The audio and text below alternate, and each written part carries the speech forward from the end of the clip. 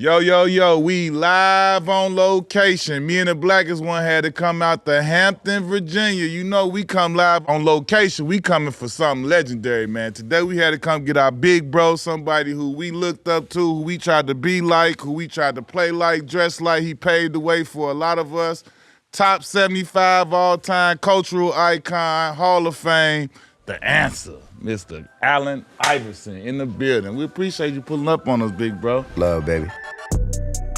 Man, first of all, you know, you one of our goats, bro. You one of the ones that, man, we came up watching and wanting to be like, dress like. And, man, we appreciate you coming on the show and rocking with us. Long overdue.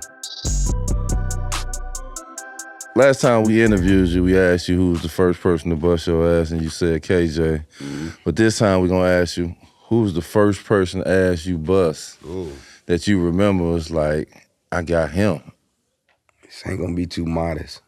Yeah, you can't be. You got to talk that shit. I don't remember. It's been so many. I don't never, you know what I mean? Because my thing is, it's supposed to be everybody. Yeah. So when I think back on it, it was pretty much everybody. You know, I know I had my bad shooting nights, but it wasn't too many, you know, guys that had something to do with it. You know what I mean? I pretty much, I mean, Kobe was tough, you know, on me. You had to come with everything with him. I think Stephon Marbury was rough. Marcus Banks gave me problems, big time problems. He gave me problems, but pretty much, man, everybody else. DJ gave me problems.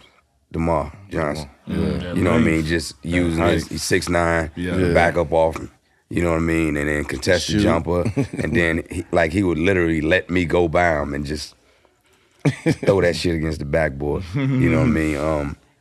But man, just being authentic, man. I mean, I didn't have too many problems, you know, doing what I want to do to guys. So it was a plethora of people. Straight up. Hampton, VA. Yeah. I got an opportunity last night to go in the house that you built. Hey. You know what I'm saying? I got a chance to see the football pick, you know, with the football team that won state, the basketball team that won state, and just, you know, just feel the environment up in there. And how was it when you got to Hampton? Was Hampton like the school that you always wanted to go to when you was going to high school? Bethel.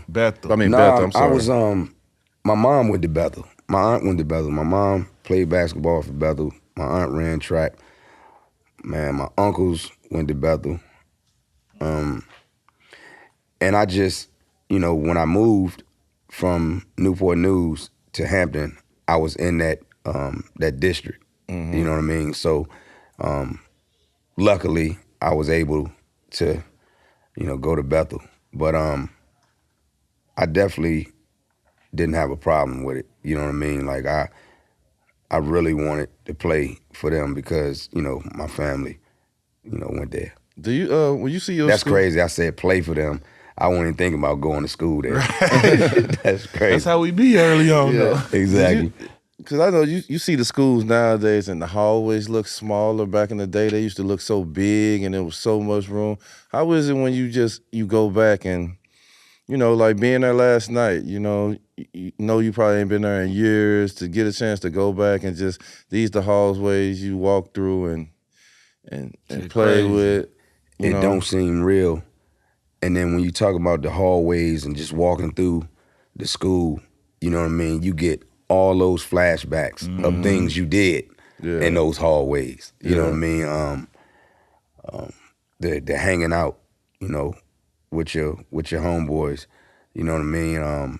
Not even going in the cafeteria, you're just sitting out there and just, you know, kicking it. It was crazy, man. And then, you know, going in the gym and just seeing my football jersey hanging up in my basketball joint in the Georgetown and the Sixer joint. And then my name on the floor and all that. And you just sitting there and just trying to just take it in. And only thing you could think of is like, it's a blessing, like for somebody to like actually, like I know what I went through to be able to accomplish the things that I accomplished in my life. Like I know where I came from. Like this ain't no made up story. Like it wasn't easy. You know what I mean? And I always think about like all the accomplishments that I have. I always think about the fact that I didn't do it by myself. Like you just want to make sure the people that that you love and the people that helped you, you want them to get their flowers too.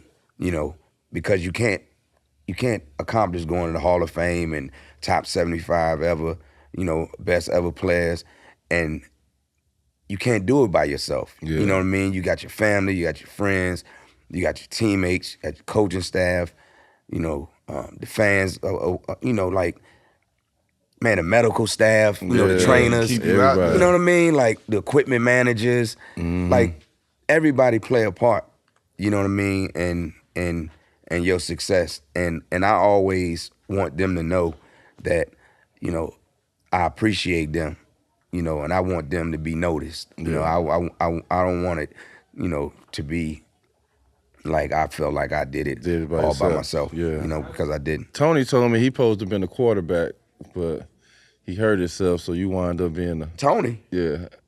Tony got the story wrong. Tony said he supposed to have been a quarterback. He said... Tony who? Rutland? Yeah. What school was you? Play football was you? I played basketball. Tony ain't never played football. He said... It was Xavier Gunn. He said he's supposed to have been the quarterback. Man, that story goes... Tony ain't never played football, first of all. What bothered me was our quarterback had graduated, right? And it was this guy, Xavier Gunn, is like a best friend of mine. Like he's here right now. Like, I mean, we've been friends since 16, 17 years old. But X was coming from Danville, and they already just sent him. He wasn't even a quarterback in Danville, but you know how when somebody new come to your school, They the man. yeah, you just automatically think he a man because he not from here. Yeah. So he come and they send him to quarterback school. My heart broken. I go back to wide receiver, and what happened was we were at practice one day and X got hurt, and I was the backup, and they put me in, and I just felt like that was my moment, and we were scrimmaging. And I went wild on their ass. You know what I mean? And that was it from there. Even X went to Coach Cards and said, man, Chuck need to be the quarterback. Yeah. You know what I mean? And it was history from there. But I don't know what Tony talking about. How do it feel for you? Like you said, you back here, you got the Allen Iverson All-American game, we came up when it was McDonald's and this and that. Like, how do it feel for you to be back here, back home? You got your own All-American game, which is just on the same level of the McDonald's, the Jordan Brand class, everything else, and now you bringing it back to your own high school. Like, could you have ever fathomed that, like, I'll be doing this type of stuff here in my hometown and putting on for the city and having an All-American game? That's a great question, Q, man. Because for me, all I wanted to do was make it to the NBA. That was my goal, to make it to the NBA. Then all the accomplishments and all the things that I did once I got to that level is just icing on the cake. You know what I mean? That's what this is. This is like, it's a dream come true, because it wasn't thought about in the beginning. Just getting there was thought about. Now, the dream of me wanting my own All-American game, it came true. You know what I mean? After me, putting in the work and being, who I am today.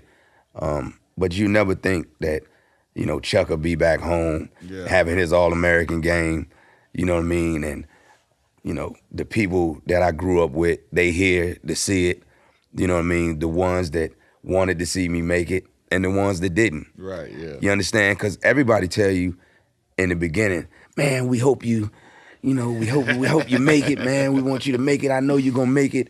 And then when you do, can we curse? Yeah. Fucking right. Man, fuck that motherfucker. He don't do nothing for me. He don't pay my bills. You know what I mean? Like, hold on, man. Like, and then one thing with your homeboys, and I know y'all know this. Yeah. When you young, you hang with a lot of guys. You go to school with a lot of guys. You play with a lot of guys. You know what I mean? You got a lot of friends that you was just classmates with that didn't even hoop. Yeah. That didn't even play football. Yeah, absolutely. And you got love for them. But it's like when you get older, you have them certain guys that you be around, and they're the ones that come with you on the ride. Yeah. And then the ones that don't, that think they supposed to, they have a problem with you. You know what I mean? Because they like, man, I'm your man too. Like, why I don't go on no trips? Why I don't go to no games? Why, you know what I mean? And it's tough because you actually have love for them people, and then you find out, like, it's like the woman that got kids by two different guys, and the daddy come over there and get just this kid, you know what I mean? The other kid, like, man, I want to come. Like, I want to go. Yeah. You know what I'm saying? Yeah. And that kid, feel bad about it. You know what I mean? But everybody can't go. Everybody can't go, man. And the love, like, just supposed to be there because of this man is repping us all over the world. I make it no secret of my love for Virginia. And I went through so much in Virginia. Like, I was actually, I was railroaded here. Yeah. Like, I was actually thrown in jail at 18, waited to take me to court when I got 18 so they can try me as an adult. Right. Yeah. You know what I mean? Like, they wanted to put me under the jail. You know what I mean? But they wanted to do it, not the whole city. You know what I mean? Not the whole Virginia. Yeah. It was so many people, and they protest for me. They marched.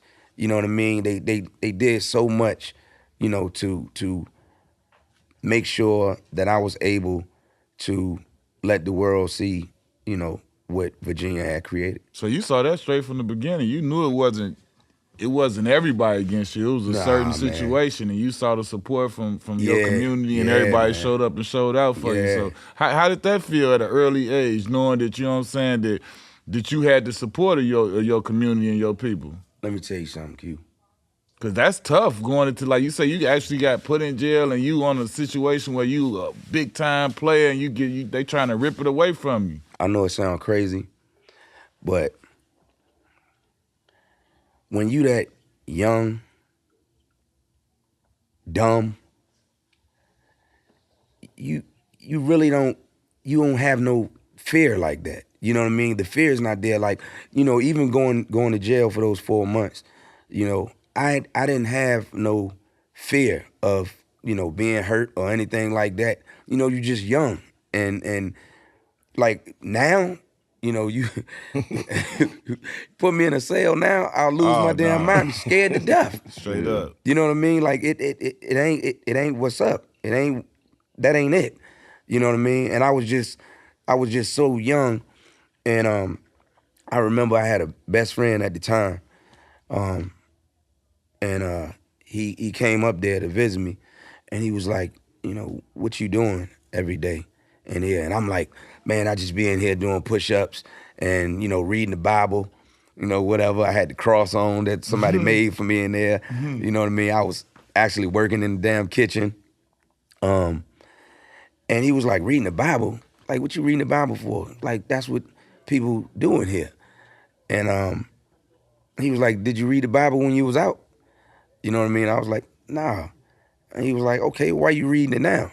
You know what I mean? I was like, man, I'm just reading it because, I'm trying to get out. I'm gonna get out. And my lawyers had been telling me that I was gonna get out. The whole time I was in there, every day they was telling me I was gonna get out. Oh, we think you're gonna get out tomorrow, or you gonna get out the next day. You gonna get out. So my hope was so high every day when they was telling me that to be disappointed. Mm-hmm. You know what I mean? And you know, I remember it and I'll never forget it. He told me, he said, man, you're not getting out of here. He said, do your time and get out of here and try to get back to doing what you love to do. And he helped me so much because from that point on, I never thought that I was getting out until I did my time. So it helped me so much. And then I remember the day where, and I can't make this up, my lawyer, and I still love him to death to this day. I just didn't understand why he would say that to me. It was a Friday, and he was like, you know, got some good news. Like, you know, you can get out today. And I was like, oh, okay, cool. And he was like, so you want to get out today or Monday? Like, the man literally asked me that. Today or Monday? Man, I looked at him so crazy, like, man, today, man, I'm ready to get out of here. And I went back there. I remember just taking my jacket, you know, the jacket with the numbers on it. I took that, the pictures of my girl, and everything else. Y'all can have it. I'm gone. And it was on since then. Then after that, it was just matter of. How did it feel walking up out of there though? Like the day that you finally like got up out of there. Like once you hit the other side of the door, like how did that feel? My mom, my baby sisters, you know what I mean? They had a hard time with me being in there, so I was just ready to get back to them, get back to my girl. Q, I was recruited by every football team and basketball team in the country. You know what I mean? Division I, Division II, Division III, everybody in the country. And when I was released, I wasn't recruited by nobody else.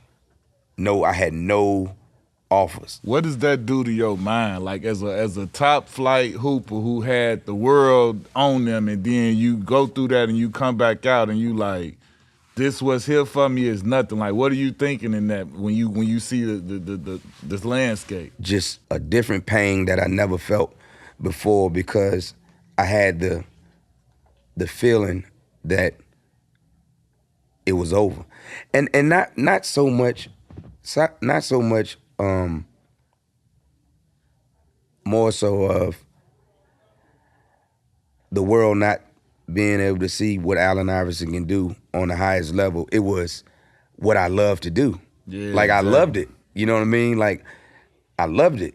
Like, you talk about, you know, how these guys talk about load management and stuff like that. Like, it was times they had to, when I got hurt, they had to literally make you hide my uniform and, you know what I mean? Like, I love to play. You know what I mean? I don't care, hurt, sick, whatever. Man, I love to play. I love to be in the foxhole with my guys. You know what I mean?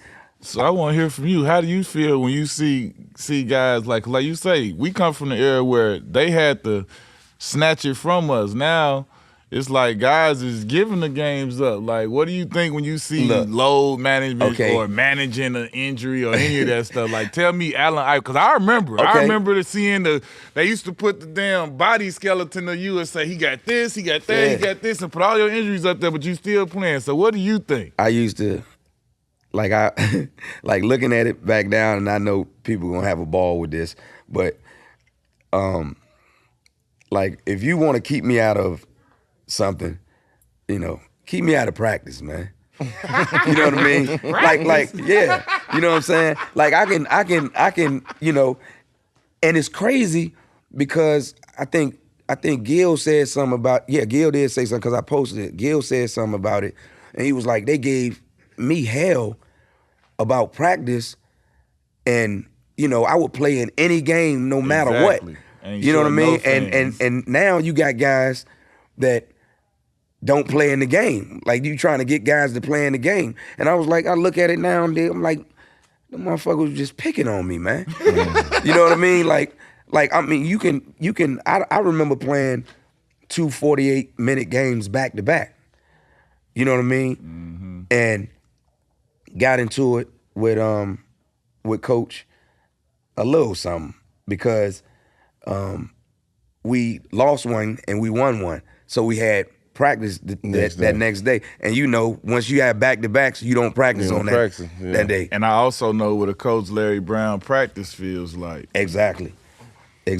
Bro, you talking 2.5, 3 hours for talking. Sure. An hour for talking when he frees you. For sure. Fuck your looseness and getting tight. We about to talk for about 10 minutes over this one thing real quick and then get back to it, and you better be right back ready. But it hurt real bad. And because I was thinking, like, I had my thoughts because I had positive people around me too, and they were saying it's gonna be all right. You know what I mean? Somebody gonna look out for you. Somebody gonna give you a scholarship. And you know, I was, you know, I had my days. I still kept working. I still kept, you know, working on my game because I love it so much. And my mom went up there. She went to D.C.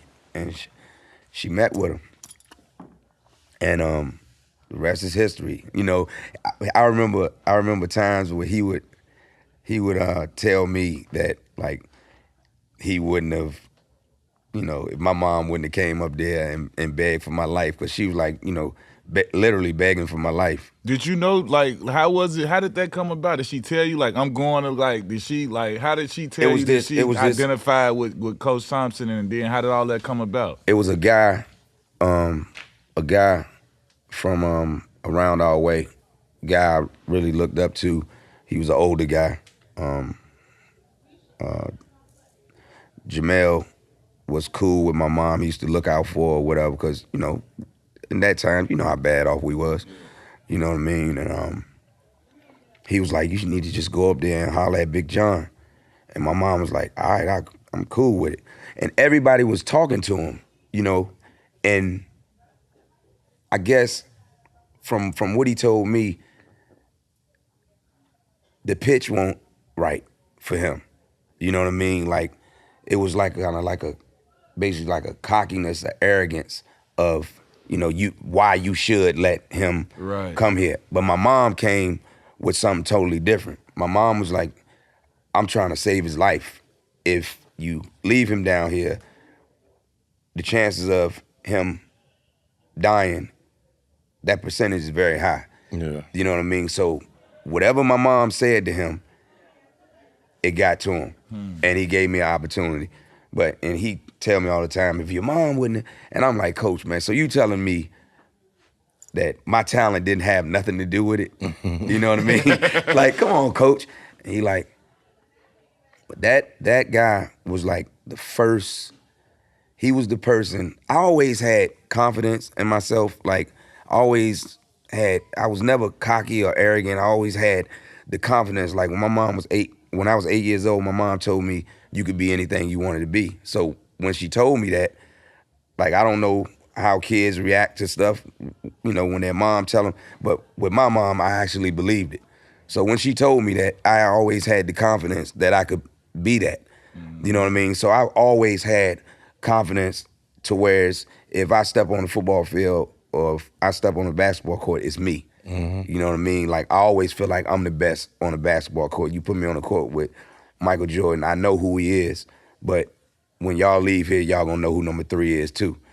You understand? So my confidence level was always, you know what I mean? Like, it was just always high. And when the man gave me the shot, I was like, okay, I'm gonna do something with this. You know what I mean? Like, and I'm gonna always, you know, be indebted to this man forever because he gave me a chance to live out my dream, and he protected me up there. The media couldn't get to me. You know what I mean? We had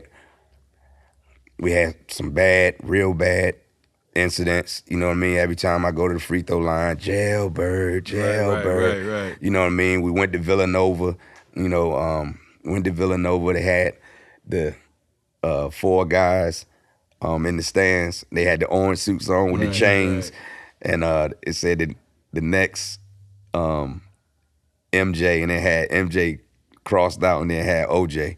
Oh, you know what I mean? And Coach Thompson went crazy. He took us all off the court, told him if they didn't throw them guys out, we won't play in the game. Yeah. I mean, he was protected. He was a father, a best friend. He was a coach. Why was basketball and not football? Why you decided? Because I went to jail. Because you went to jail. Coach Thompson was the only one that took me. You got out. It was no football. People messing. I remember. I mean, I ain't gonna get that vulgar. You said I can curse, but I'm not gonna get that vulgar. Mm-hmm. But I remember we were in the weight room. Yeah, I was actually in the weight room before. I had to do it under him. But I was in the weight room, and I just got the courage. I was like, because when I used to walk to the gym, I had to walk by the football field. Yeah. So I had to see them, and I used to literally like get teary-eyed and all that. And I used to, after a while, I went the long way so I wouldn't have to see it. You know what I mean? And I just got the courage one day and went in there and was like, Coach, I want to play football. And he was, I mean, I don't want to get that crazy up here, but, if you know Coach Thompson, you know his language. And what he told me, I ain't never think about playing football again. Mm-hmm. The way he dismissed me, like the way he, and I know he finished with saying, don't ever come to me with that stupid shit again. You know what I mean? Get the hell out of here. And that was it. I never thought about playing football ever again. Would you say, like, coming from, you get out of prison, you know what I'm saying, you go, now you about to go to Georgia. How was that culture shock from being from Virginia, and then you go to a prestigious university like Georgetown? Because everybody knows Georgetown is not your normal, that's a high educational, institution and all that. Like, how was that coming from where you from, going out there and making that adjustment? I looked at it like, like I was at Bethel. You know what I mean? It was that wasn't my problem. My problem was me eating 3 times a day, and my mom and my sisters wasn't. Right. You know what I mean? Like, that was my problem. My problem.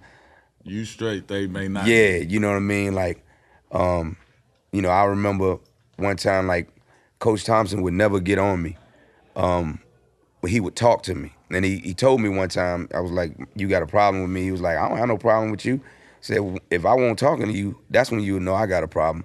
You know what I mean? And he used to, I was missing class a lot. I always hated school. I just didn't like the hours. You know what I'm saying?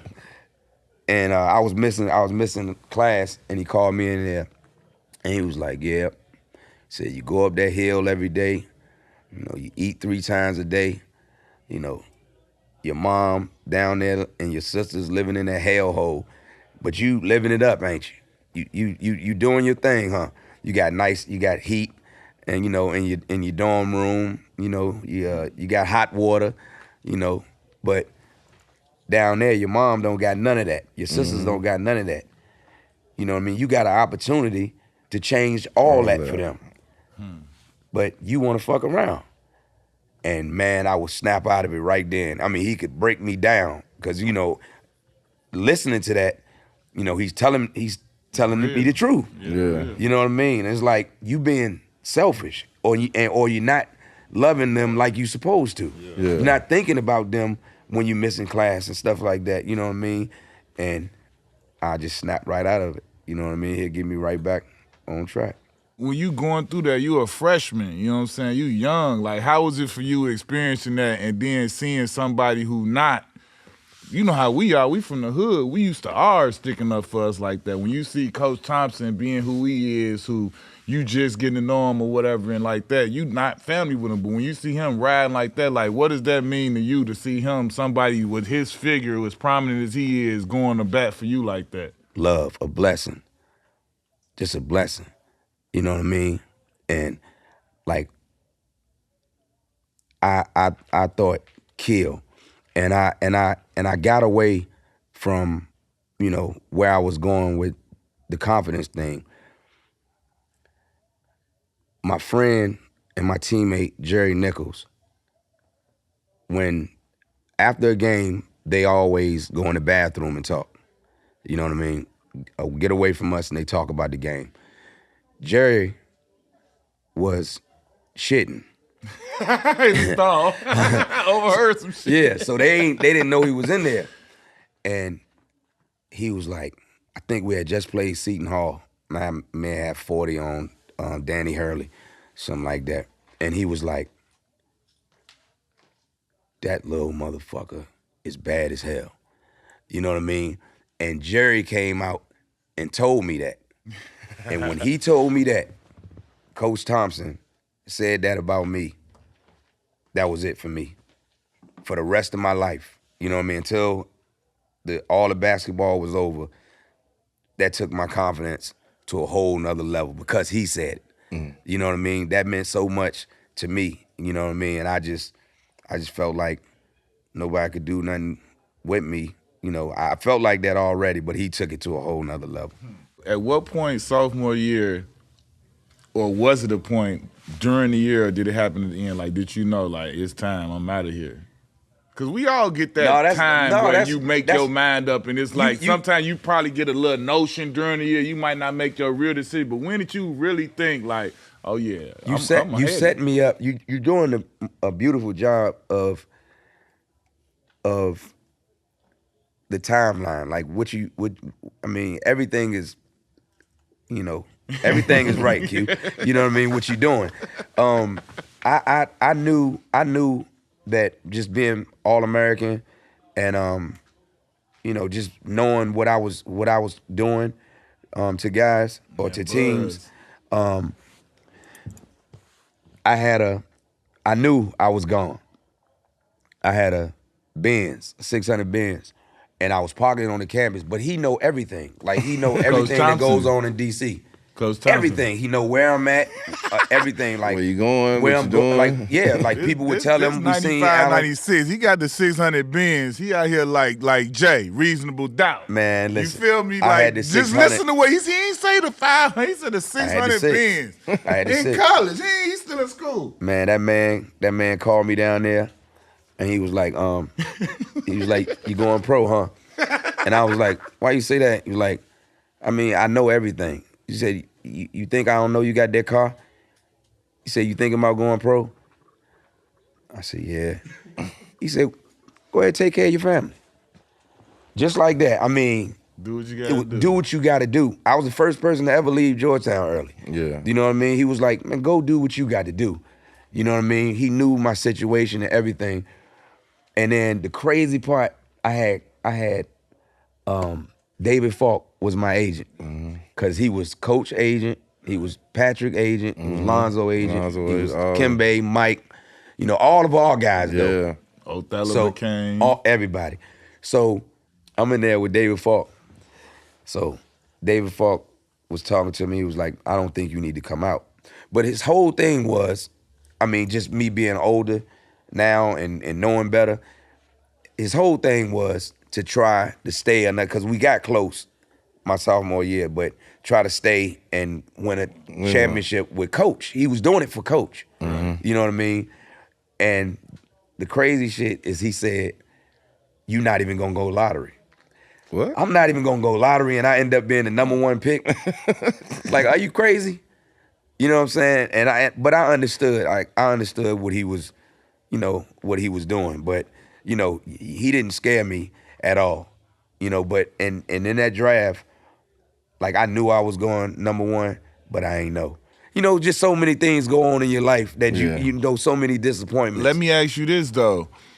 Because you said, like, Coach Thompson was like, do what you got to do. Take care of your family. Right. Is it a chance, or do you think, or do you even know, like, if he had been against it or opposed to it because you had so much reverence for this, you know what I'm saying, you respect him so much, do you think that could have changed your decision if he was like, I don't think it's time, or I don't think you should go? Do you think he could have influenced anything any other way? Man, that's a great question. I don't know. But I do know the man, the character, and he knew my situation. Yeah. You know what I mean? So I don't think he would have even he would have put me first like he always did. He would have put me first and my feelings first, to, you know, help my family.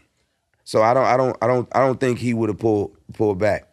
How did that feel? Like even like you say, looking back at it as you older now, when you look back at it, like Big John, right off the bat, do what you got to do this, that, and the third. Even though the agent was trying to do some other shit and tell you to take care of him, like how did that make you look at him as a person, as a coach, a mentor, or whatever he was to you, like knowing that, forget about me, he was looking out for you and yours before higher than anything. Like, even though the agent wanted to try and look out for him and win a championship, he went past all that. Like, I know you, your situation, go do you. Q, he was like that with all his players, though. Yeah.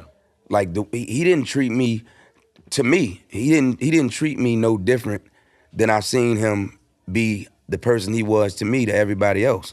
That's just who he was. You know what I mean? He was just a great man. John Thompson, yeah, man, he was that's just a real one. He was just a great man, and you know, I just know that he wanted what's best for me. Like, and then in the aftermath of me playing at Georgetown, all the times that I talked to him, you know, when we had conversations, we never talked about basketball.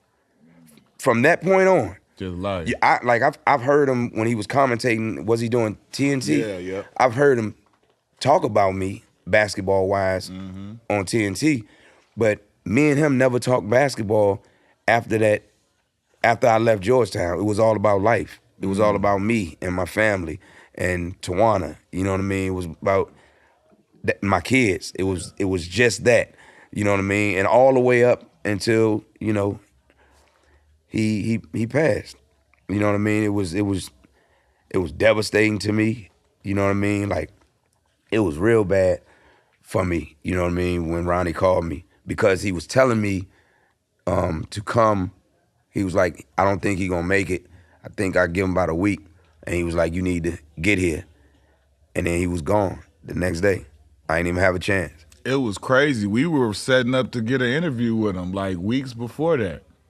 Like, really situating and getting in position to really sit down and holler at him. He had accepted. He said yeah and everything, but then, you know, obviously things happened, which was crazy. Tell me this, like when you went, because I always mess with him. I'm 100% used in the same category as him. When it came to the draft, right? No workouts. You're number one pick. You just had. I worked out. Who you work out for? Sixers.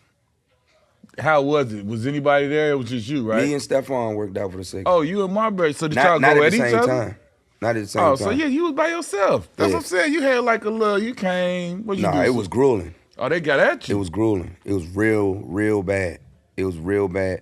And Steph will tell you, they put him through the same thing. It was real bad. It was real bad. So they really wanted to see who was who between the two of y'all. Steph was bad, man. Oh, no, trust me. I played with him. I know. Steph was bad. It was bad. So tell me this, when you, like going to the draft, you know, like that's what we all dream of. We watch it since however old, watching players get their name called.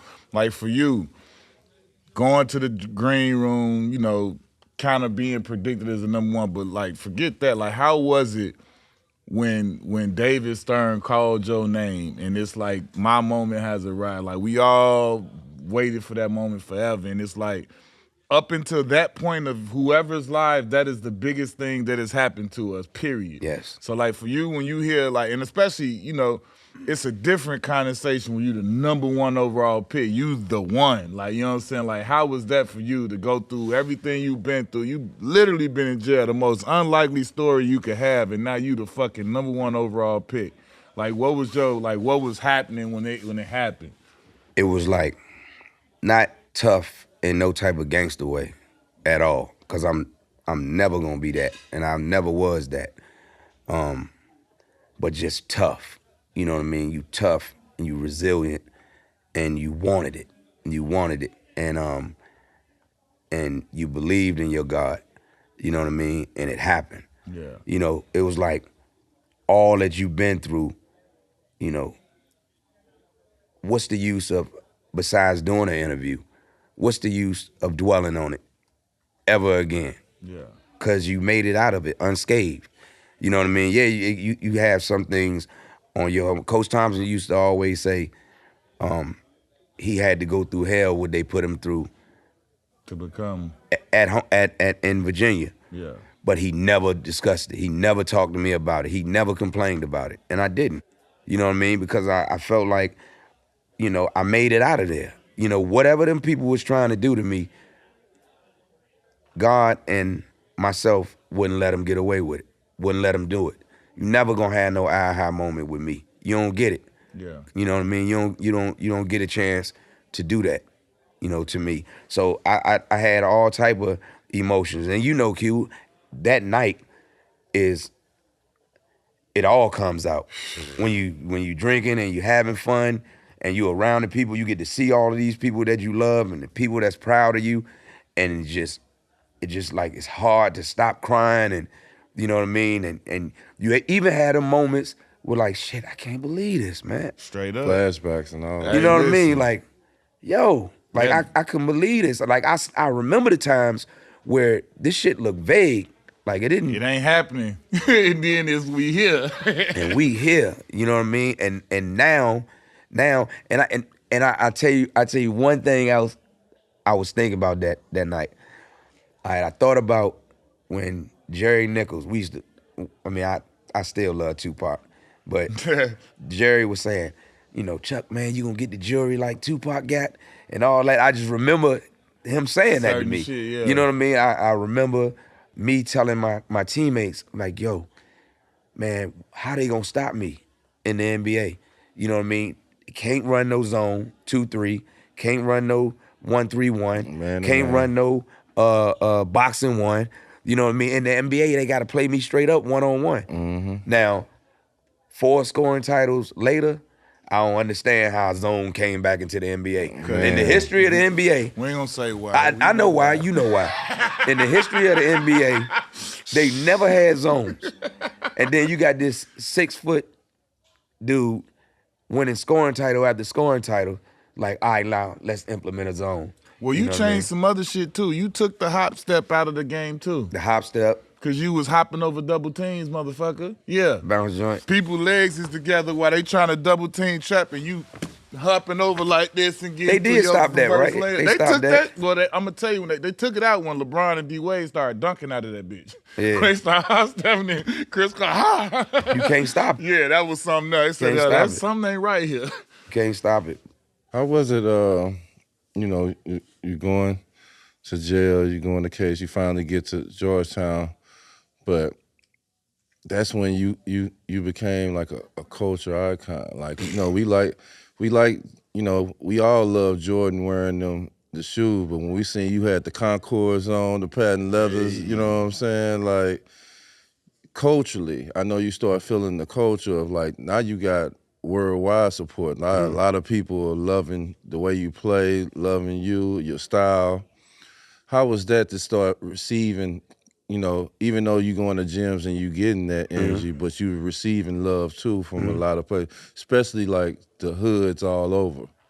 I don't think the cultural icon started coming into existence until I got into the league.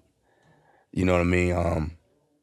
Once I got into the league, that's when I think. Like at the draft, you mean? Because like at the draft, I can vividly remember the Reebok commercials. Like, you know what I'm saying? At that point, if you was in high school basketball, you knew, you know what I'm saying, your story and what was going on. Plus, I knew Mac Irvin, and I lived up the street from them. I remember them talking about you being on the AU trip when you was about to go to Georgetown. They was like, Bubba Chuck. I'm like, who the fuck is Bubba Chuck? And blah, blah, blah, blah. But like, he about to be the next shit. Then you say your freshman year, you went and killed it. So it's like at this point, we really see and know what's going on. And then when you got to the draft, that Reebok commercial was the shit.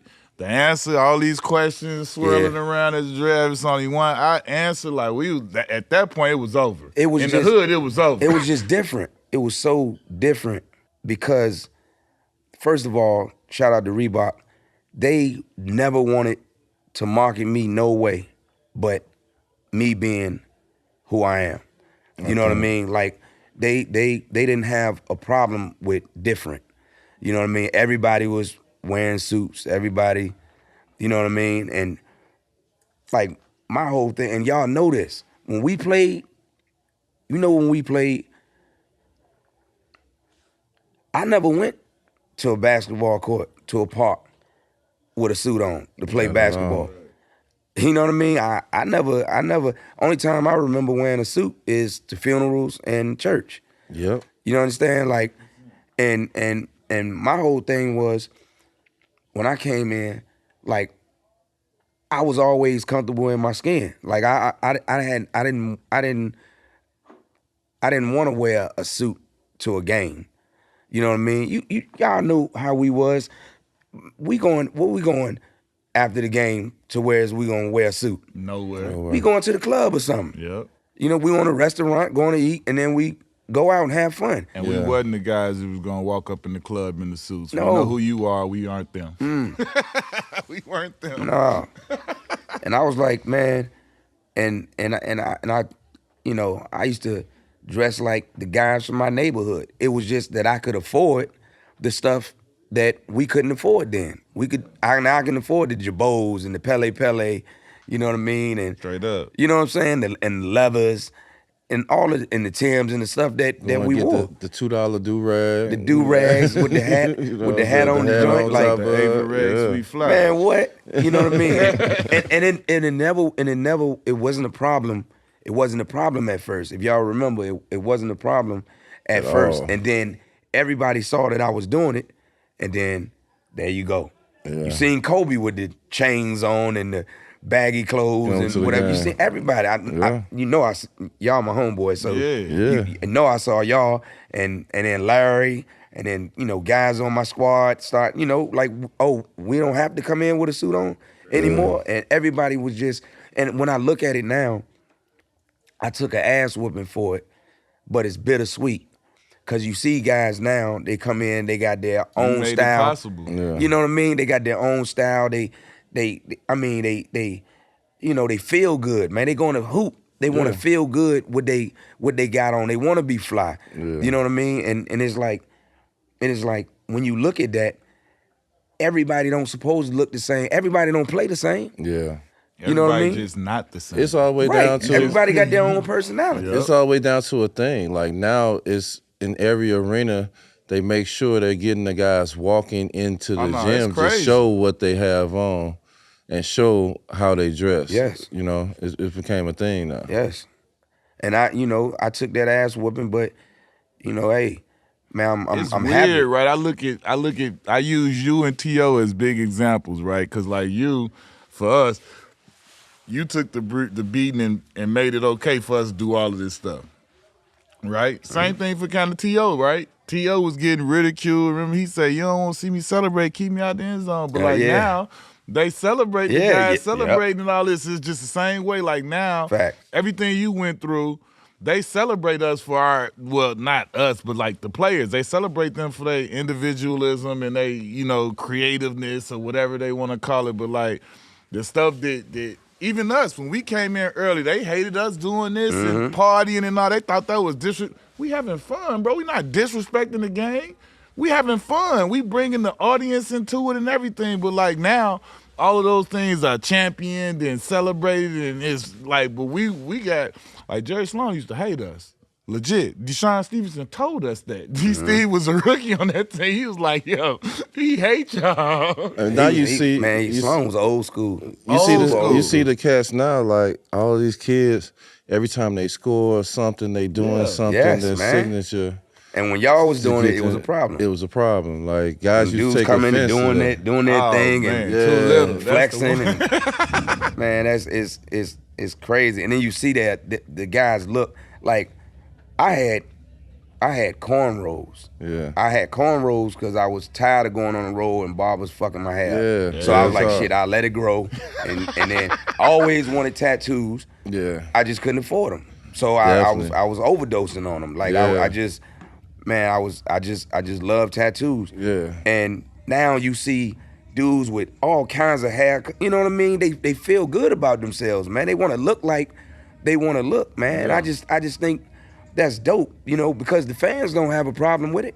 Yeah. So why would the organization or the upper echelon people in the league have a problem with it. Speaking of that, how you saying how the fans was had no problem with it. I always think about the one video of the one little white kid coming with the tattoos drawn on him, the sleeve and everything. Just like for you, when you saw that, you know, coming from where you come from, we from the hood. We ain't used to that. Like you see a little white kid coming dressed to the nines, exactly like you, showing that you are his idol, his favorite player, and he taking it this far, and his parents allowed it. Like what did that translate? How did you feel when you saw that? I actually posted it. I posted it. I just, you know, and I might have said something like trendsetter or something like that, but I just felt like it's all right. It's all right. Okay, I sum it up like this. You seen Reservoir Dogs, right? Mm-hmm. Seen Reservoir Dogs. Mm-hmm. All right. When they did all that killing, when they did robbing that jewelry store and all that stuff, what they have on? The mask. No, they didn't have on masks? Oh no, they didn't have on. They had but on what were they wearing? I don't remember. They was wearing regular shit. They were wearing suits. All of them had on black suits. Right. With black ties. Remember that? Yeah, they was all in, all of them had on suits. Shit. All right? But these dudes were murder, quick. Mm-hmm. You know what I mean? John Gotti. What he used to wear? Suited and booted. Teflon Al Don. Capone. Suited and booted. These are real killer criminals. But they got on suits. So just because you put somebody in a suit don't make them good. Don't make them good. Yeah. You know what I mean? Like, you will see somebody, and no disrespect to nobody, but somebody be walking down the street and they be dressed like us. You nervous. And the person, you know, gets scared. The person with a suit on don't even think twice about it. But this can be a actual rich NBA superstar walking by you that you scared of. You know what I mean? Like that perception is unfair. You know what I mean? You can't judge nobody. You can't judge nobody for how they dress. You know what I mean? Like their appearance. That's crazy. Their appearance. Let me ask you about, like, because I had braids, but your braids, you didn't have like the regular braids, or, you know, you rock, you know, you rock your 6 braids sometime, but to go into the designs, to the different styles, like I remember, I never seen nobody have these braids. You had the little braids that went into the big braid, and that was the first time the fishbone. That was the first time I ever seen them braid. What was that to go into it and like, man, I want flavor on my braids? Man, Darius, look, it's crazy because my best friend, may rest in peace, Ra used to have his hair in all these different styles. And I used to talk shit about it. Like, why do you do all of that? You know what I mean? Like, you know what I mean? Because I was just straight back. Get you 6 straight back. That takes 30 minutes. All I did. And he used to do all the different styles or whatever. And then I was like, just one day I was like, man, I'm gonna try it. And I tried it because of him. And the response I got was so crazy. I just started, you know, the girl that was doing my hair, just do anything you want to do. And she just was doing it, and then everybody was liking it. Everybody started, you know, and they started calling them the AI braids and all that. And it was crazy, man. Another cultural moment. It was crazy. Yeah. You know what I mean? And then like, I think the people start relating to me, and because it was something that they never seen before either. They ain't never seen a dude in the NBA dressed like that. Even when I was my uniform, like I was biting Mike. Like I just wanted to look like, you know what I mean? I just wanted to look like a superhero on the court. The headband, the sleeve, and the wristband, and you know, I always have my sneakers, every game, different sneakers, matching and whatever. Like now these guys, you know, they do their thing. They'll wear their uniform and a sneaker totally different color, Yeah. from their Oh, uniform. I could never. They couldn't let us. I could never imagine. I would never have done it anyway. Yeah, because we to the T. We Yeah, because man, you ever seen Superman wore what? Red, white, and Red, yellow, blue. Spider-Man, red, black, blue. Yeah. You know, Batman, yellow, black. You know what I mean? But just think if they had on a different color boot.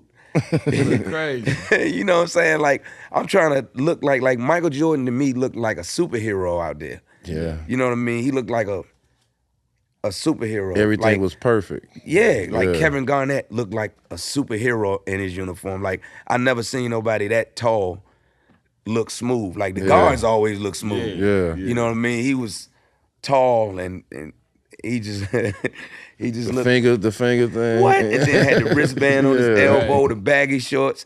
You know what I mean? Like, just crazy. At what point do you think you just started to see I'm the hood hero?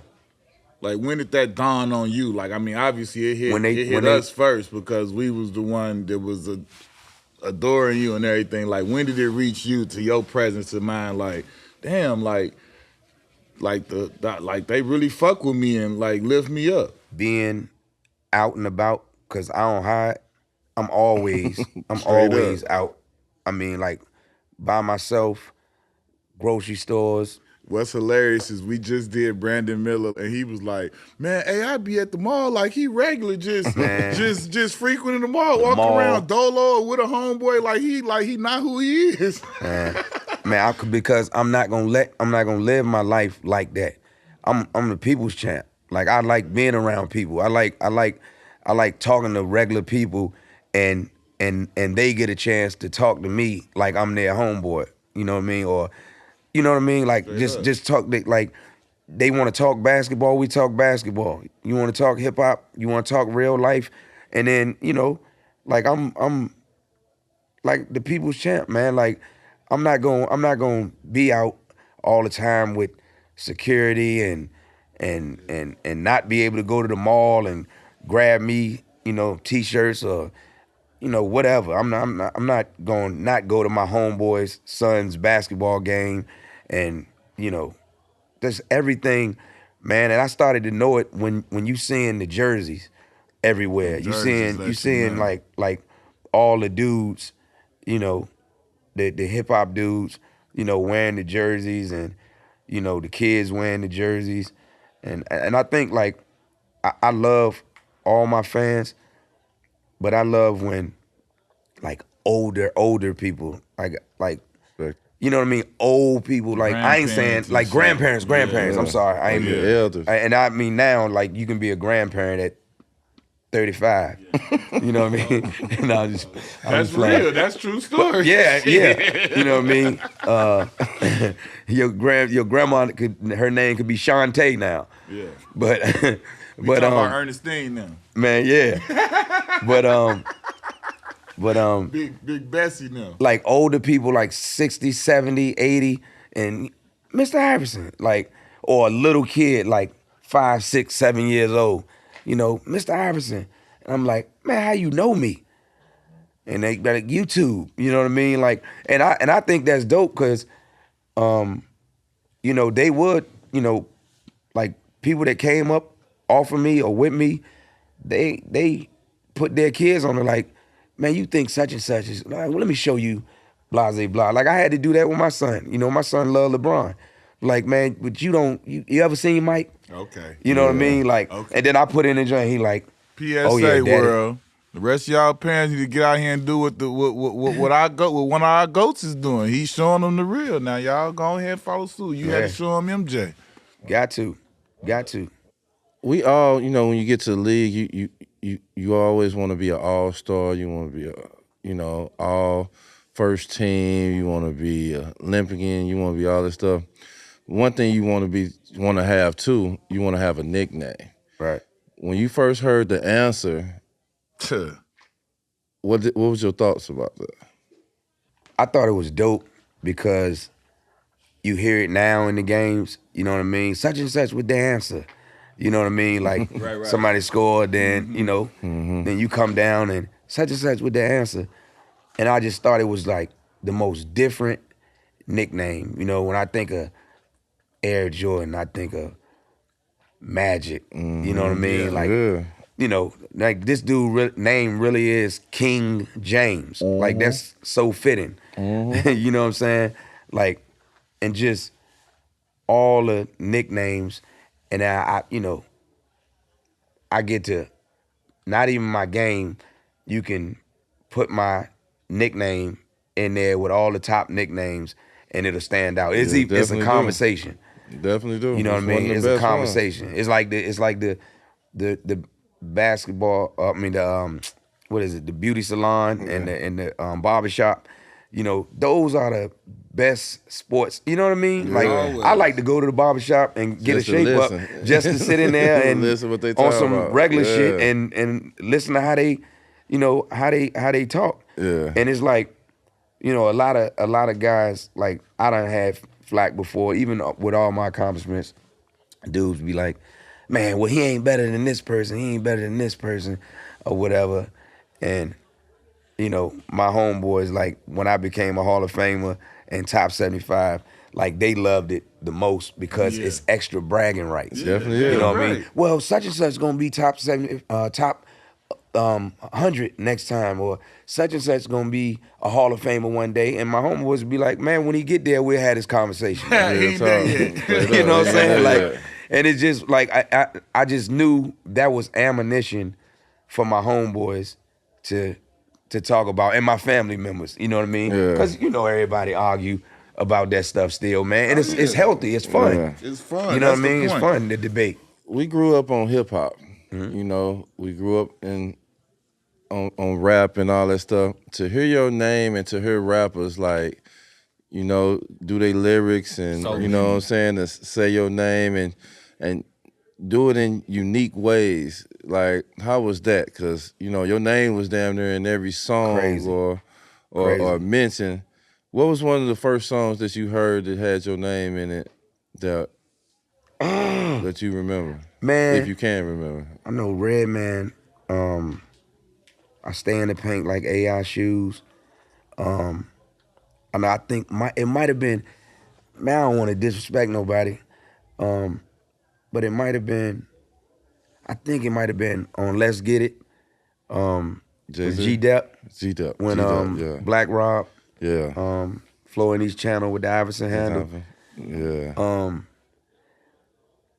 I mean, I know it got like recent. I know recent ones, but the first one, like I think that might have been the first one. And this is what I want to ask you, right? Like, how was it for you, like, once you to win Rookie of the Year? You know, you make it through everything. You the number one overall pick, and you got expectations. But you come and blow that shit out the water. You hitting 50 balls, you averaging, you know, high points, and then like you eventually become the Rookie of the Year. Like at that point, when you get that award, like what does that mean to you? Like as far as how far you've come? It was something that I wanted. It was something that I knew I was capable of doing. But I think the most gratifying part of the whole thing was how good all the rookies were in my class. That's what I'm saying. Like, you know what I mean? Like that Rookie of the Year, and then it's arguably that class. It's arguably the best draft ever. I think so. I don't know. And I understand why 2003. I understand because those three players. But you see all this? It's deep. It's deep. I understand why people say, you know what I mean? And I have a follow-up question to that because I literally, I should have wore it. I have a T-shirt. With the Slam magazine cover from that draft. Yeah. Where the fuck was you? How the fuck did number one pick Kobe there with the broken wrist? Where the fuck was AI? I don't remember. I just didn't want to go. That was 21-year-old. And you AI. had no clue it was gonna be this iconic. Do you regret not being there? I wanted to be on that cover, but I was told about it, and I think I was just doing something else. I was being 21. Like, man, I'm not going to no photo shoot. You know what I mean? And now that I look at it, I'm like, damn. That shit I'm is supposed iconic. to be on that joint. That is an iconic Dope cover. One of the other things when we come up, we want all us want our own shoe. Yeah. When you first seen your shoe, you signed a Reebok and you seen your shoe, because your shoe was one of the dopest shoes. That first one. Like crazy. that came, I know, and to see the success of the shoe. How was it to see your shoe and how everybody was gravitating and wearing First your and shoe? foremost, I would have wore it. If it was my signature shoe, I would have wore it. If it looked like a steel boot, it didn't matter. if it looked like a boot, it's I don't mine. care. It's mine. It's my name on it. You know what I mean? Like it was the greatest feeling because I wanted to be like Mike. That's how I grew up. Yeah. Like I wanted to be like Mike. I wanted to be like Mike. I see Mike now today, and I still get nervous. Yeah. I'm still nervous. I'm telling you, I tell people that all the time. You know what I mean? I've had that man number for 25 years now. I've called him this many times ever. I've never texted him, never. What the fuck I'm about to call Mike and fuck with Mike for? Like, are you kidding me? I'm calling Mike.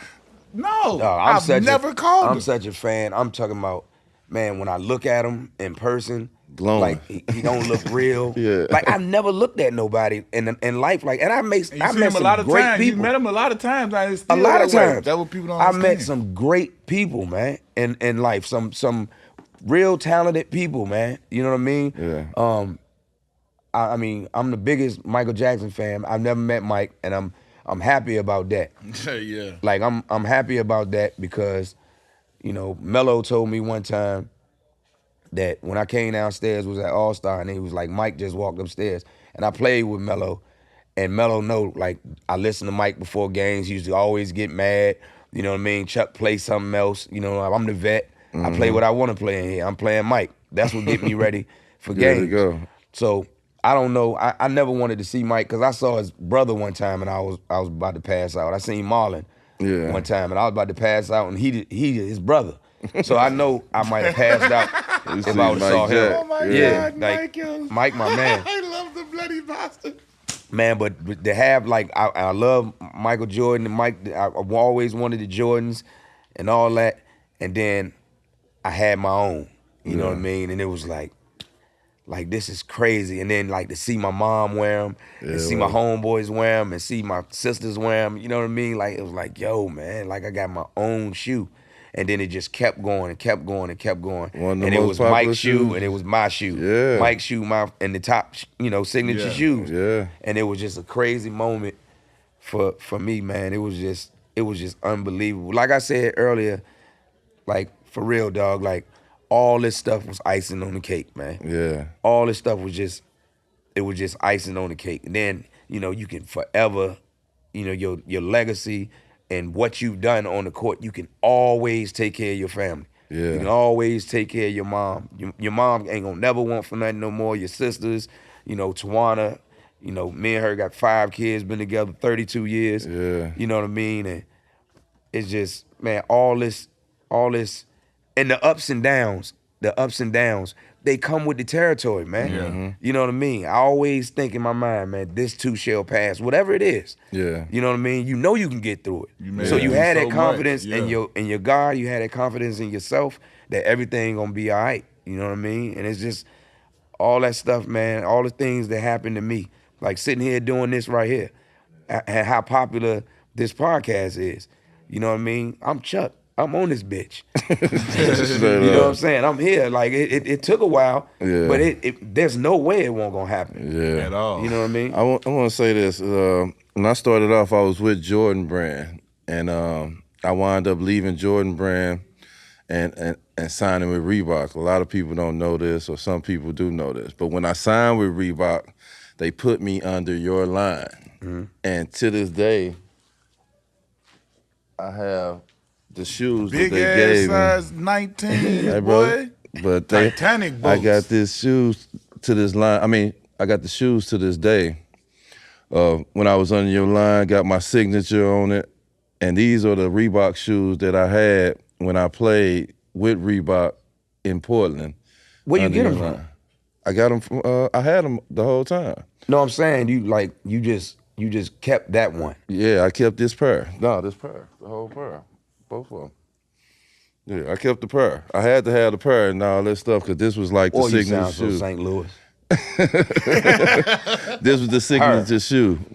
the signature shoe, and I just wanted to show you this, so I'm gonna have you sign this. And, better know it. And rock with me. But You better a know lot it, of people Jack. don't know that when I did go to Reebok, I was under the AI line. And we did a commercial in the whole nine with that. Hey, listen, this is what I want to ask, because, like, you know, you like us, you grew up, Mike is the man and all of this, like, so when you first made it to the league, you know, you got the players. We all done saw it now where you goddamn caught him out down the island and bop, bam, bam, gained the little test and then hit him. Like, for you, like, that moment, after you got a chance to bomb MJ and scoring, like, for you, fuck everybody else, what did that feel like you? Because it takes me, like, when I first made the league, you never could have told me I'm gonna play against Scotty. You know what I'm saying? Like, that's a Scotty and Mike, Chicago Bulls. Don't get, like, I don't care where you go, that it don't really get much bigger than that for me. And Chicago too. Because I'm homegrown. I Yeah. watched every single thing. So it's like that right there. Like the first game, bro, when I played against Scotty and I scored on Scotty, bro, I called everybody I knew after that game. Like, how was that for you to go up against MJ and do your iconic shit and bomb, and you got him. You fucked him up, like, for you. And but still, I'm gonna tell you how bad he is and how great he is. He still almost blocked it. Right. He still almost blocked it, and I got him good. Yeah. You know what I mean? Man, I mean, in the aftermath of it, because I didn't know what I was. I knew that I was telling all my friends and my family that if I ever got a chance, if he ever guarded me, that I was gonna try my move on the greatest player to ever play. So I knew I was gonna do it. When he got on me, that's why I backed up. Yeah. I said, oh, here we go. I didn't get nervous. And I was, like you said, just young, you know what I mean, and just confident. So my heart won't thumping or nothing like that. I won't, you know what I mean? I did it like I would do it any other time. You know, I done caught millions of people with it. Exactly. You know what I mean? And I got him, but I've gotten people way worse than him, but it's him. It's him. You know what I mean? So that's the big deal. It was I don't know, man. That night I was like, damn, you know, but we had lost, so it was bittersweet. Yeah. And I remember I went to a Charlotte game when he was, you know, doing his thing in Charlotte. And I went to a game, he took me up in the suite or whatever, and, you know, I remember just everybody, I had my homeboys with him, and I was just praising him. And my man pulled me aside, he was like, Chuck, man, stop that shit, man. Like, man, you a superstar too, man. Don't do that. You know what I mean? And I was like, man, I just can't help it. I love this dude. I was like, you know what I mean? He was like, man, you don't love me because you wouldn't have crossed me up like that. You know what I'm saying? Hey, nah, I'm telling you, like, I asked you that because, like, you remember when we was at Jordan camp, the first time we really got to play against Mike, like, we started going to Michael Jordan Santa Barbara camp when we was in high school. Like, at the high school superstars, kind of the top high school players, he would bring there. Then the college players would be counselors. So me and D got to go as high school and college players as counselors. I ain't go to college. I'm the college player, asshole. Just letting you know.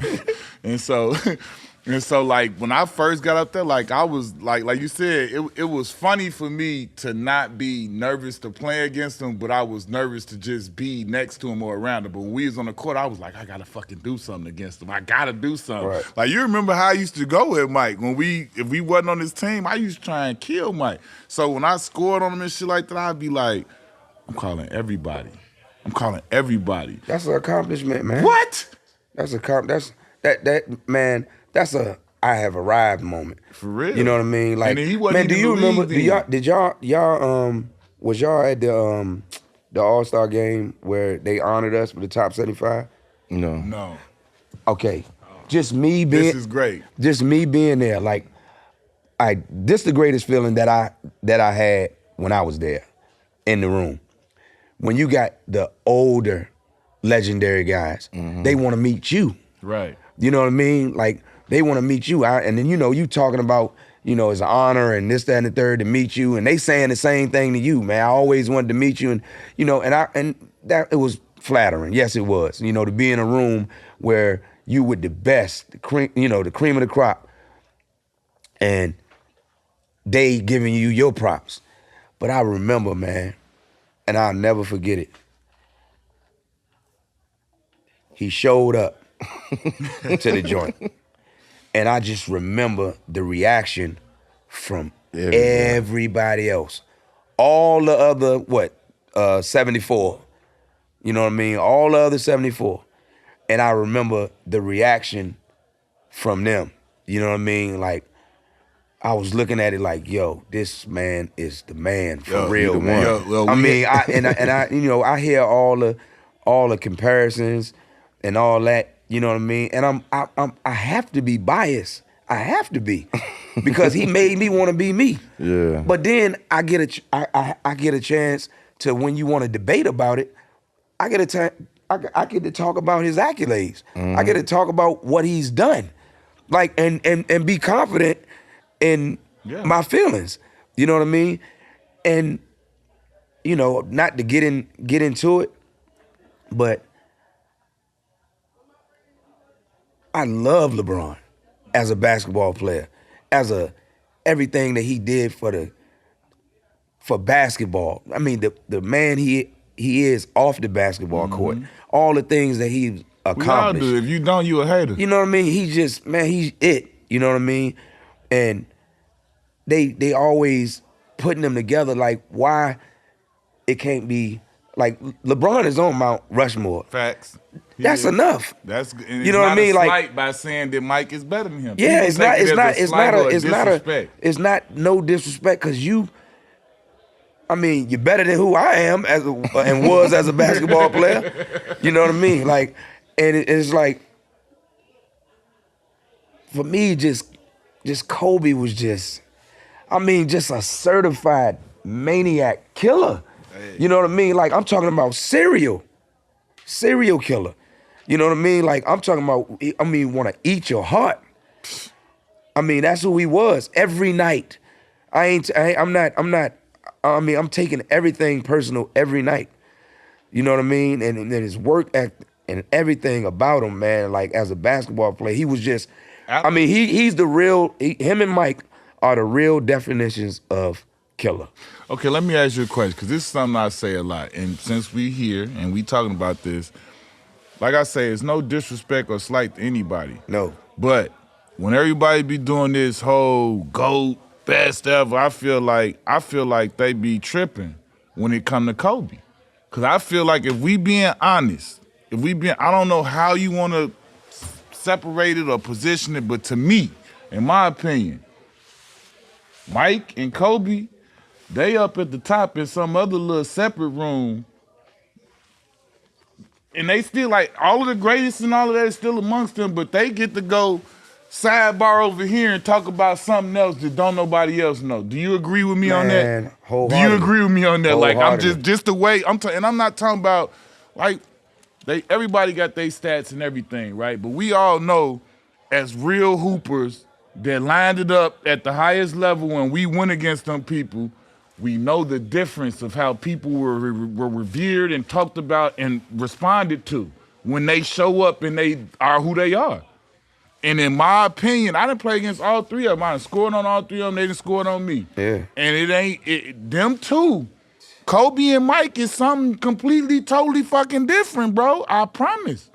And everybody, like most people that I done had this conversation with, they all agree. If they didn't play the same thing, they didn't play against all three, and they seen all three, and they know Kobe and Mike was different. And one thing I know, and one thing people gotta know, and one thing I don't respect when it come to people that get upset about the debate. Yeah. That's your opinion. It's opinion. I mean, man, your fan. If you're a fan of this person, man, and can't nobody tell you that anybody else is better than them, you stick with that. You hold that close and near to your heart. That's how you feel about that player, man. It's nothing wrong with you saying LeBron is the best. It's nothing wrong with you saying Steph is the best that ever played. It's nothing wrong with you, that's your opinion. That's how you feel. You gotta respect there's not a right or wrong. Yeah, you gotta respect. If you that type of fan, you gotta respect it. People call me the GOAT. Yeah, and you are to some people. To some people, you are one of the GOATs, though. To some people, yeah. People make an argument for me all the time and say, "What if you was 6'6"? It's curtain. You know what I mean? Like Problem. people say that. I'm never gonna say nobody is better than Michael Jordan. I will never say that. But people say all kinds of crazy things. Somebody told me before Michael Jackson couldn't sing. Like what?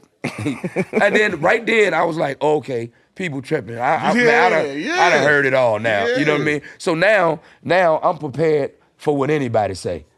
You understand what I'm saying? Like I know people just say the craziest shit. You know, like a person actually told me Michael Jackson couldn't sing. Like, come on, man. Come on, man. Hey, I know I don't want to talk to you about, because I was at this game, this All-Star game. I can't, damn, what year was it when it was Mike's last game? Was that 02, 03? Man, they robbed us. Sean Marion, what happened? No, they gave Kobe that foul at the end. Mike hit the shot.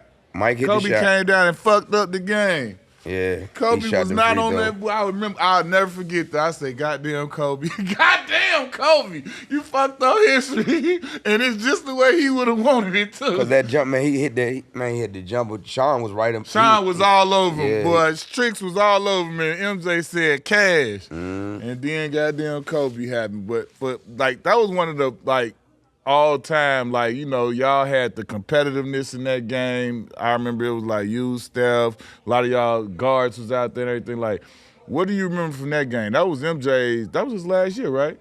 Yeah, that was it. Yeah, because Vince let him start. I remember them. What I liked the most was the uniforms. That was the old school uniforms. Yeah. I was so happy to put that on because I remember Mike wearing that uniform back in the day. I think the NBA right here. Yeah. White and red, y'all had on white and red. red. Yeah, man. I remember them days when he had them joints on. And then And it was competitive though. Like that was what I loved about that game. That it was like, yeah, y'all did the little bush, but then it got cracking. It got like cracking to where it was like, y'all, oh no, they playing for real now. This ain't just like let them go. Like, how was that part of it? It's just, man, for me personally, like, I only know how to play one way. Like I play like that in pickup. I play like that in scrimmage, preseason game, regular season game. Like that's why you never. And your All-American game is more competitive than most of all these other ones. For real. It's like I play the same way in the finals that I play in a pickup game. I'm gonna play the same way. That's why the lights never got too bright for me. Cause I play like this all the time. I'm gonna play the same way in a home game that I'm gonna play in a away game. You know what I mean? Like I never understood when people say the role players play good at home, but then what difference do it make? That's more that make you feel better to shut the crowd up. Yeah, that was what I. You know what I'm saying? Like I'm coming in here to kill. It's gonna be quiet when I leave out of here. I enjoy getting to talk shit to the other crowd. All that. Like that was something that I loved. Because they talking crazy to you, and then you getting the last laugh. Come on, man. Ain't nothing better than that. Anybody can play good at home. Like that's man, everybody cheering for you. You know what I mean? That game, them was the All-Star games right there. Like we always was trying to win. You know what I mean? I don't remember what coach it was, but I remember. Yes, I remember. I ain't gonna say, but I remember. I think we got 20,000 or 20,000, something like that, to win the game, and our shit was 1, 2, 3, 20,000. You know, how motherfuckers say 1, 2, 3 together, or 1, 2, 3 win, or whatever. 20K. 20K, man. Them coaches, man, y'all got all that damn money, man. We trying to win, man, and get this money. Hey, tell me this though. How was it for you when you actually won MVP? Cause it's like, you know, it's one thing when a motherfucker make All-Star, do this and that. Like, after that season, when you got the like, wherever you went, whether you came back here or wherever you went in that summer, how was that summer for you? Crazy. Like that's like, we know, whatever we do in the season, the summertime is like our bragging rights time. Like when we show up to whether it be a little charity event or whatever. Like how was that the summer after you won First MVP? of all, I'm coming home. Like we used to lose in the playoffs. And I get in a car, quick, right? Yeah, and ride the 5 hours home. I just wanted to get home around the people, you know, that know me. I don't gotta hear AI no more. Yeah, you know what I mean. I just hear everywhere Chuck. You know what I mean. Just feel home, the smell, everything, the look, everything. But it was just crazy because in that season, like one of my homeboys said, yo, man, can you imagine, when you were young, you could be able to say you the best player in the world? In the world. You know what I mean? And if he wouldn't have said it to me, I don't think I would ever thought like that. You know what I mean? Like, because I had accomplished some things before that. Obviously I had never been an MVP, but like when he said that, I was like, damn, like, yeah, man, like right now, whatever people say, like, and all the, and I go back to the barbershop and the beauty salons, like, yo, I'm the best player in the world. You know what I mean? And that's crazy. That was the feeling I got. And then you get all them MVP parties. I was only 25. You know what I'm saying? So all those MVP parties, everywhere we go, somebody want to, give you some money to throw a party, and them joints jam-packed.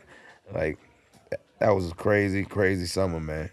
How was it to see, not only did you win MVP, Dikembe won Defensive Player of the Year. Yeah. Coach won Coach of the Year. Yep. It's like Aaron Six-Man. Yeah, Aaron Six-Man. Like how y'all was all a team and y'all was getting the success and the love, and y'all went to the finals. Yeah, we got everything that we wanted, award-wise, and we would have gave it all up, to win it. And the crazy part about it when I think about that is I wanted to win it, but I wanted to win it more because I wanted to see my mob, their eyes. You know what I mean? I wanted to see how they reacted to winning it. You know what I mean? Like it's crazy. Like with all the what do you call it? Guys teaming up and all that. Oh yeah. Like I've never wanted that. Like I've never want. Like come on, man. If I play with Shaq or I play, you know what I mean? Cheating. Like come on, man. Cheating. Like that's. Anyway, that would be too easy for me. But like just being in the foxhole with them dudes and looking to the left and the right, and they there with me. I mean, my dogs, you know what I mean? And the best feeling for me as a NBA player was, regardless who we were playing, them dudes on my squad felt we always had a chance because they had me. And that shit is so dope. You know what I mean? But that finals, man, we ran into Kobe, and Kobe was decent, you know what I mean? But he didn't dominate in Kobe fashion like he usually do in that series. But it was Shaq, man, and people were saying Dikembe did a great job with him. He did. But 35 and 15, he didn't like do no first fucking great job on Shaq. Man, he was Shaq. It was a ridiculous. dominant Shaq. That was that par was for the Shaq in his course, my prime boy. and Kobe in his prime with the best role players ever. Par for the course, You know what I mean? boy. Like, and one of the greatest coaches of all time. Hey, tell me this though, like for y'all to walk into LA and get game one, how did you leave? Like, fuck everything else. Just I'm talking about after game one. Like, I done seen you talk about stepping over Lou and all that, but like just walking away knowing y'all just shocked the entire world, got everybody like, what the fuck just happened? Like walking out of that 1-0, what did that feel like? You was like Hercules. This is no lie. I walked in the locker room and I was saying, we ain't do nothing yet, but they can put them brooms away. You know what I mean? Because they had swept everybody. They thought, yeah. So, that was my thought process. Like, man, we can't get satisfied with winning one game. Like, I mean, we didn't do nothing yet. You know what I mean? And then we had game two. Derek Fisher hit a 3 on me. And then we lost game 3 at home. That was close, but we was demoralized after that. But, man, to tell you the honest truth, like, when you look back at it now, which is hard because it's just a game that we didn't win the series. You know what I mean? And they would probably say, okay, y'all won a game, man. But we won the championship. You know what I mean? But it was a great feeling, man, because we knew we could beat them. You know what I mean? We went into the series knowing we were gonna win that series. Y'all gave the underdog a glimmer of hope. I tell you that. Y'all made everybody think like, fuck that, we could fight, like we could try, like, you know what I'm saying? Yeah. Especially after first game, it's like it ain't just what it is always. Man, it's not. And it's the NBA. And it's like when any pro profession. Pros is pros, man. Pros is pros, man. Don't be disrespectful. You can be the greatest boxer ever lived. And you fuck up and get hit with that one shot. I want to talk to you about Kobe, your relationship with Kobe. And when you first played against him, did you play against him in high school? Nah. Not to the league? Yeah, league. When did you first get to know about him? Like when he came straight from high school. Right. He was crazy. He was crazy. So you hadn't even got a chance to see him before that or know nothing about him? I went to LA to meet him.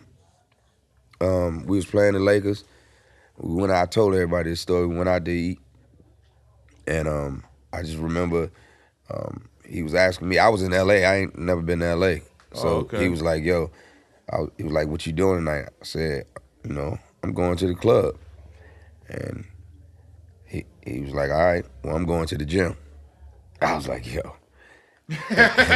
like this dude is a dog, you know what I mean? Like this motherfucking 11, 12 o'clock at night, and I'm getting ready to go out, and he going to the gym. And that's how he was, you know? I mean, I heard all the other stories from everybody else, but I was like, yeah, he had that in him in the beginning. Definitely did. You know what I mean? You was out there, what, 2 years? Huh? You was there 2 years, I was there 4 years. We never saw him anywhere except the Staples Center. That's crazy. Anywhere. Like, I didn't see him at a club, at a promotional, like, not like I would be at a Lakers promotional event or nothing, but like, we didn't see him nowhere but the arena. Yeah, and the results show. Definitely. You know what I mean? How hard was it when you had to leave Philly after all of the history and everything that you had built there and everything that went on? It won't hard at all. You know what I mean? Because I didn't like what was going on. You know, I think we had lost 20 out of 20, like we had lost like 20-something games in a row, something crazy. And I kept trying to get them to change what we were trying to do. And I just talked to ownership, and I was just like, look, man, if we gonna do this, I'm at the end of my career. I've been here 10 years. Like, if we gonna do it like that, I don't want to lose now. You know what I mean? My hour clock is, my hourglass or whatever you call it is running out. Right. You know what I mean? I'm like, man, if this is what we gonna do, man, y'all might as well let me go. And as bad as it, was to, the fans and, to guys that was on the squad, it was like, man, I can't do this. You know what I mean? And then obviously I went to Denver. They got it done. How was it when you got to Denver? You got Melo, DJ, all of them, and was that like kind of like a refresher for you a little bit? It was obviously he was the most talented person I ever played with in my life. You know what I mean? So I was excited about that. I was excited about the whole squad with Kenyon and JR and Camby. Like we had some monsters on that team, but again, we ran into San Antonio in their prime and the Lakers in their prime. Just a bad rap. You know what I mean? But we were good. Let's talk about these covers though, because you got some of the most iconic magazine covers out there. Which one is your favorite cover? Is the one with the fro? Yeah. And the chain? Mm-hmm. That's where I love with it. With the Philly. I got that. I love it because everybody else loves it. I wore a t-shirt. Yeah. I should have worn a t-shirt, but I couldn't. Man, look, know what's so crazy? The watch and the ring that I had on in the joint, somebody stole it that same day. Oh, shit. But you was rocking your Dr. J vibes, though. You had the fro, sure. You had the blowout. That's where I was getting it. That's where I was getting it. I was just thinking, like, man, what can I do different, man? You know what I mean? That was swag. You had a throwback jersey on. It was like a throwback joint with your number, somebody but it was stole my shit. I was mad as man. What? And the crazy part about it, bro, you know they ain't around no more. But I was with my homeboys. You know how many covers? You know how many covers I got where I was trying to be like Allen Iverson with so much ice on the ESPN magazine. Remember that shit with me, Elton, and Andre? Man, I had 7 chains on and 2 bracelets and 2 watches. Hey, look, on the cars. Hey, know something though? Like the crazy part about that jewelry shit is me and my mom always been like that. Yeah. Always. I'm talking about when I was 5 and 6 years old. Like I had the little ain't had nothing. gold Had a little chain on. Man. Earring. No, I ain't had no earring then, but I had, you know, I had a little bracelet. Like we was like that. We was always infatuated with it. You know what I mean? So, you know, when I got older, man, look at here. Hey, speaking of the iconic posters and photos, like what you think when you see dope, this one right here? That boy dope. Bean. That's dope. I was riding through. He was coming through. You in the cart. I took somebody's cart. And I seen him coming in.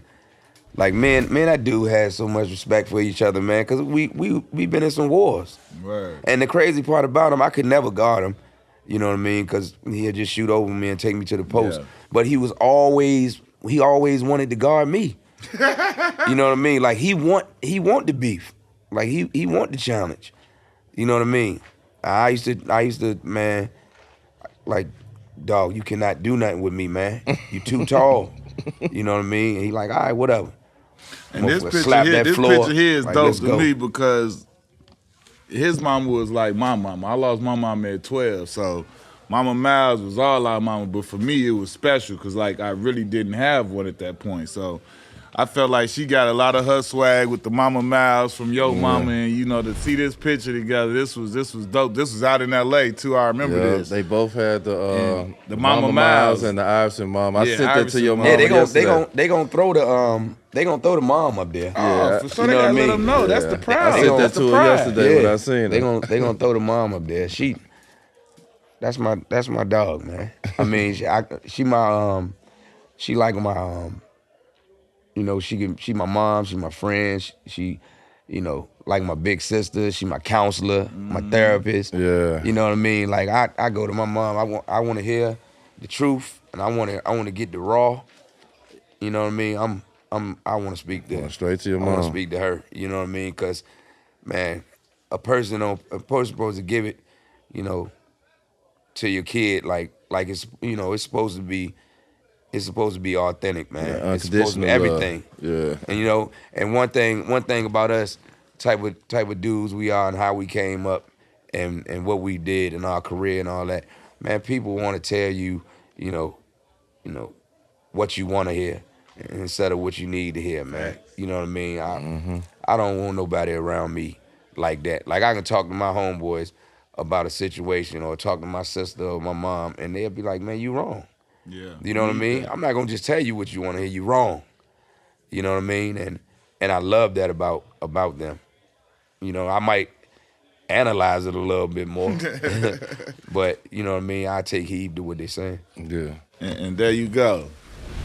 With the Dr. J. I love Slam, man. Slam, man. I love Slam. Slam, we got a lot of love for Slam too, bro. Yeah, like I love him. Like all three of us, we got a dope connection with Slam, and you know what I'm saying, as far as the culture, because you know what I'm saying, like they gave us a lot of love, even though we weren't ever the all-stars or whatever, but you know, with our little celebration and a lot of stuff we did, we kind of crossed over in the culture too. So I mean, Slam is heavy. I got a Slam cover.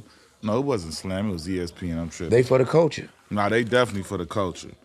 But we got the Slam Kicks cover when we was with Jordan as young fellas. So, you know what I'm saying? And this one right here, though, like this one with to me, that's the best shoe. That's your best shoe. That one the joint, though. No, I know the one. This ain't the one where you did it, but like just to have that one with the pinstripe, left arm sleeve. Like that's just. But check him out though. That's like check him out. Like yeah. I'm talking about that's superhero. That's right Jilla. there. He in his whole uniform, the pinstripe. This is him. And the Jordans that he got on. The ones. Them shit's crazy, man. Yeah. He the one, man. I mean, listen, I'm telling you, when he came back and I played him, I got photos like this in my daddy house, in my house. Like I told our cameraman, I said, I don't give a fuck if I'm standing next to him. I want all the pictures. As many pictures as you could get. Take the pictures. My man Ralph from the Clippers, shout out. He took. I got pictures where we stand on the free throw line, where I'm guarding them, whatever going on. I had to have that. Go in my man cave. Motherfuckers be like, man, you sure this ain't Mike man cave, man? Like, god damn, you got more pictures of Mike in here than you got of yourself. Crazy. Hey, tell me about this one though. Like this is the one with the big fella, young AI. This is the the mentor and the mentee. And he never got on me during the game. Nah, it looked like he just giving you some good confidence, trying to holler at you. It ain't like he yelling or going crazy. He never go crazy on me in the game, never. Right. I went out of my way to try to do everything that he wanted me to do out there. The mentor and the mentee. I wanted to be that pit bull for him, that dog out there. We seen a few documentaries on you, but this documentary, you got a lot more input that you getting ready to come out. I know I don't want you to give all the tea and say everything, but you coming out with this new documentary. Not only you coming out with it, you got the help from Shaq, you got help from Steph Curry. Yeah. How is it to do it on your own terms this time? Man, D, look, it's easy to answer a question when somebody asks you. Like, it's only like I'm an open book. You know what I mean? I'm comfortable in my own skin. I've made a lot of mistakes. You know what I mean? And it's been some ups and downs in my life. So I fear no interview or anything. You know what I mean? That I know I can't handle. Now, if you ask me about my lady or something like that and get personal with that part, then you're gonna have a problem. Right. You know what I mean? Like that's where the problem come in. And I'm not talking about the love that I have for her and you know what I mean, who she is to me and all that. Like all of that, cool. But if you asking anything and yeah, just getting too deep. Yeah, you know what I mean? Like, you're not gonna do that. And I think a documentary, this documentary is gonna be special because it's like I'm gonna actually feel what all of my family and friends actually feel. Yeah. You know what I mean? Like, it's gonna be things that they discussing that they might not have never discussed with me about how they felt about a certain situation. Yeah. You know what I mean? And then I get the opportunity to see, how did they feel when these events happened? Yeah. You know what I mean? Whether they were good or bad. Mm-hmm. And how they handled them with me. And then giving some insight on my family situations, like certain family situations that will help other people in their lives. Yeah. Like that was my goal in doing this one. Like I wanna cut no corners with this documentary so other people can learn. If I get one person that takes something from this documentary and better their life, you know what I mean, and help them win in life, then I did my job. Mm-hmm. You know what I mean? I did it. You know what I mean?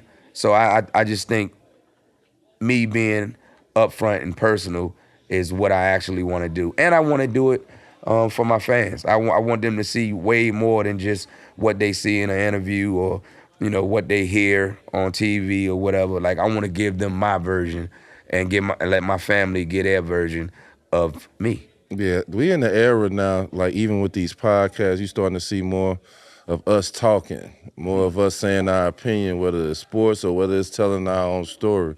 So I think it's always dope when you do it yourself because it'd be way more authentic than somebody else coming in trying to get it. This is free. Yeah. This is you being free. Like the stuff that we talking about now may or may not be what people want to hear, but we damn sure like talking about it. Definitely. This our homeboys supposed to talk anyway. Real talk. You know what I mean? Like, this ain't this.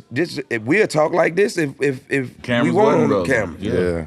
you know what I mean. It'll go down just like this. Tell me this, like what you speaking on, some of the stuff you've experienced and been through, the mistakes you've made. What would, like, if you was talking to this year's incoming rookie class, what would you tell them to watch out for, to be cognizant of? Man, it ain't easy. You know what I mean? You got to watch out for even the people that you love. Protect yourself. You know what I mean? Just because you love somebody don't mean they love you the same way. You know what I mean? You gotta, and I made so many mistakes, like trusting people. You know what I mean? Trusting people that you think supposed to love you. You know what I mean? I'm not talking about friends that you grew up with, whatever. You're supposed to be able to trust them too, but I'm talking about even family. Yeah. Like, money is really the root of all evil. Definitely. You know what I mean? And I've just, like, in recent years, you know, put the word no in my vocabulary. I never knew the word no existed. You know what I mean? And then you making so much money, you think that you can take care of everybody. And it lasts forever. And it's gonna last forever. And you're gonna play forever. Yeah. You know what I mean? And just How important was learning that, like adding that word no to your vocabulary though? Like how much peace have you gotten from adding that? because I like money. Nah, No, I don't like it, I love it. Nah, that's real though. But You know what I mean? I love the root of all evil. and being able to say, but adding that no word to your vocabulary has given you more peace, because being able to say no has stopped destruction from coming. That part. And it's learning that word is making people accountable for what they doing in their life. You know what I mean? It's giving them some structure. It's giving them something to think about when they're not doing what they supposed to do. You know what I mean? And then no is you not handicapping somebody. Yeah. You know what I mean?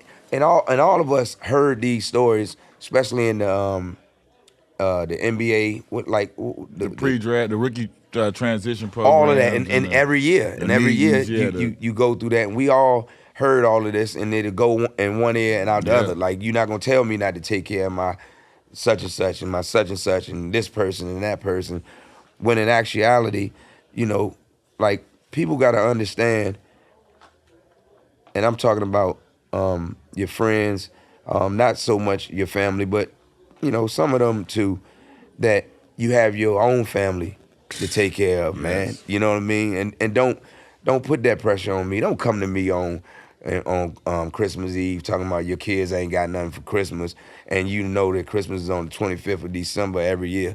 You know what I mean? And then they put that on you, especially when you're a good-hearted person. Good-hearted person. You know, they when you think about their kids not having nothing, you feel bad. exactly. And a lot of people know how they know how to do it to They you. know how to play you. You know what I mean? Especially when it's somebody that you actually love. I told you, you love people more than they actually love you, and they don't think about you. They think about them. Nah, that's why I feel like it's important for the former players, guys that's really been through it, to be present and available in them transition programs, to really be able to tell them. Like, when we talked to the kids a couple weeks back at the Jordan Brand Classic, we was telling them, like, look, like, this ain't cap. This is from experience, either from us or a peer of ours that we very close to. Like, when you turn pro, like I told him, I said, a lot of y'all guys, well, I don't know how many of y'all, but y'all about to be coming up on it. Some of y'all, where y'all gonna be 1 and done, 2 and done, and y'all gonna be going to the league in the next year or two. Somebody out of this group is gonna do it. Probably it was gonna be Cooper Flagg or one of them, but somebody's gonna do it. Don't take listen, when you take, whoever you take with you, if they ain't going to school or if they ain't setting themselves up to work and be able to get their own thing, like, all you doing is creating a crutch for them. You becoming the crutch, because after 3, 4, 5 years, they been with you, holding you down and kicking it with you or whatever they doing. Bro, that's 3, 4, 5 years they haven't been in work. They have no resume. If you ain't getting them a hookup, they ain't getting no job. You know what I'm saying? Yeah. Like, they gonna be reliant upon you. and you ain't no asshole, like you say, no bad person, you gonna try and do what you can to take care of him. And then what happens? You get a girl, you get a family. Like, you can't take care of him, bro. Like, it now becomes a situation that you have to try and deal with. Situate yourself before you get there. Like, don't do it. If you don't got to, don't do it. That's what, like, you know what I'm saying? Because we didn't get told that. We got ourselves in a situation where we bring however many people, where it's 1, 2, 3, 4, 5, and we there, and then it's happening for 4 or 5 years, and it don't matter when somebody come and tell you now, because they done gave up 4 or 5 years for you, and you feel responsible to look out for them on some level. And you go to work, and they waiting for you to come home to hang out with you. Right. That ain't it. Ain't it. It's crazy. But you don't know that you so young, and you just want to just look out for everybody. You want everybody to be happy, man. Out of all the teammates you ever had and you played with in the NBA, if you had to put 4 more players together to make a super team, who would be them 4 other players? Me, obviously, Melo. Melo at the 3. Melo at the 3. Me, Melo. Everybody in their prime, though, so, you know, you don't got to... Everybody in their prime. Yeah. I know you played with C. Webb, you played with a lot of guys. Oh, shit. Okay. C-Dub at the 4. At the 4. Kimbe at the 5. And 2 in their prime. Yeah, everybody in their prime. Jerry Stackhouse. Ooh, I forgot about Stack, dog. That's right. Your rookie year, you had Stack. And he was averaging like 29. Stackhouse, Melo, Chris Webber, and Dikembe. That's a nice 5 right there. That's gonna we can win some games. This is what I want to ask. I know I don't ain't no telling what you gonna say, because I done heard a lot of stories. I like to ask, like, we all here, we all from the hood, we come from humble beginnings, man. Like, when you got that bag, I don't want to hear about what you did for mama, because all us took care of our families and did, you know, got a house, made sure pops, mom, whoever was straight, sis, and all that. What did Bubba Chuck do? Strictly for Bubba Chuck, that you could look back now like, that was probably dumb as hell. But in that moment, when I first got it, I was happy as hell. And you felt great, whether it was a car, so jewelry, nothing for Tawana, nothing. Yeah, this ain't about wifey, this ain't about family, this is strictly for you. I remember coming to practice one day, and DC, Derek Coleman, pulled up. OG. Pulled up in the Rolls Royce. And he was like, and I was like, yo, what the fuck is that? You know what I mean? Because I don't know what no Rolls Royce is. You know what I'm saying? I was like, yo, what is that, man? It had the drop top joint too. And he was like, yeah, man, this is called an automobile. And I was like, he was like, this is not a car, this is an automobile. and I was like, yo, I'm getting one of them tomorrow. You know what I mean? And next day, I got the drop joint, and he was telling me, he was like, look, you know what I mean? This what you do, Chuck. No, he called me Al. Like, this what you do, Al. You know what I mean? You get you a bottle of Chris, you put on your diamond necklace with no chain, no shirt on, and you put your Versace drawers on with your slippers, and you ride around all day. I was like, yo. Yes. Like, DC is crazy. Because, you know, that was when Cristal was... Yeah, Cristal was the shit. You know, I remember... Oh, DC OG still pulling out the Cristal. Man, when Syracuse made a term, he had, like, so many bottles of Cristal. He is crazy, man. He told me, like, right when my best friend had got killed, rest in peace, Rob Boogie, but Rye got killed, right? And it was the first time that I went to the club. Like, I hadn't been out to the club or nothing. And DC was like, come on, Al, man, let's go out, man. Let's have some fun, man. He was like, man, you gotta have some fun, man. You gotta, you know what I mean? You ain't gonna get over it, you know what I mean? But, you know, you can enjoy yourself, man. You know what I mean? He in a better place or whatever. He was kicking all the old school shit to me. And I was like, all right, let's go. And we went with Dikembe. So big fella. We in the club. And DC, I was at the bar, and I was drinking Chris, and I started feeling that shit. You know what I mean? I just got emotional. I'm in the bar crying. Motherfuckers in there looking at me and staring at me, man. Yo, motherfucker, hey. Iverson and this motherfucker crying. We're in Miami. I'm in that joint crying like a bitch at the bar. And he hit me on my back. He like, man, let it out, let it out. He was like, fuck these people in here. And then, you know, everybody, what the fuck y'all looking at? He's just flipping out on them, going crazy. Turn the fuck around before I get, his shit was up top. That's what he used to say. Yeah. Turn the fuck around before I go up top on your ass. You know what I mean? Like, everybody turning around and shit. And then he was like, you good? You let it out? I'm like, yeah, you know what I'm saying? Wipe my eyes. He was like, all right, give me 10 bottles of Chris. Oh, and look, so everybody opened it. I mean, he opened it. He said, open all of them. I said, why you opening all of them right now? He was like, shut the fuck up. Opened all the joints. He said, well, come on, let's go get the Kimbe.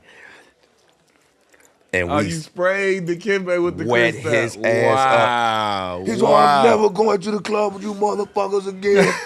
He was mad as a motherfucker. I mean, we had him soaking wet.